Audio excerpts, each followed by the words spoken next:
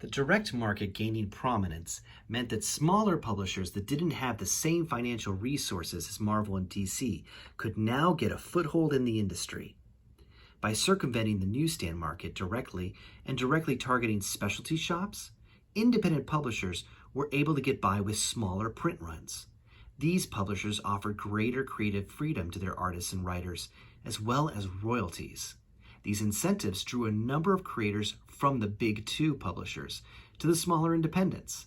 And as a result, Marvel and DC also introduced pay raises, royalty programs, and other benefits. Creator morale improved, and new flexibility among the independent publishers allowed for a new breadth of subject matter to be explored in comic books. And since the major publishers didn't want to be beaten at their own game, they became more lenient in allowing creators artistic freedom as well. Unfortunately, the full potential of this freedom was not immediately realized. Even among the more progressive independent publishers, stories continued to adhere for the most part to the superhero formula, albeit with added twists and a new level of acumen. There was a degree of divergence, and most of these books were still excellent. But it would be some time before the independently published comics would begin to approach the diversity and innovation inherent in their underground precursors.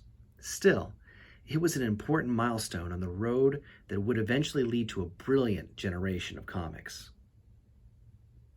Dark Horse Comics, for instance, would be established a little later in the game and would come to be an important player in independent publishing, producing works that encompass superheroes as well as other more esoteric genres. Among the most popular of these are Paul Chadwick's emotionally stirring Concrete and Frank Miller's graphic crime noir series, Sin City. It may be a bit misleading to label publishers like First and Eclipse as independent, drawing relationships between them and the underground comics of past decades, since their books often had production values rivaling those of the major publishers. There was a different level of independent comic publishers on the rise as well, which must be distinguished from those previously mentioned. These were truly small press publishers, often printed in black and white for economic reasons, with print runs usually in the thousands. By contrast, the poorest selling Marvel comics of the time were printed in the neighborhood of 50,000 copies. The biggest commercial success of these small press books was Eastman and Laird's Teenage Mutant Ninja Turtles, published in 1984.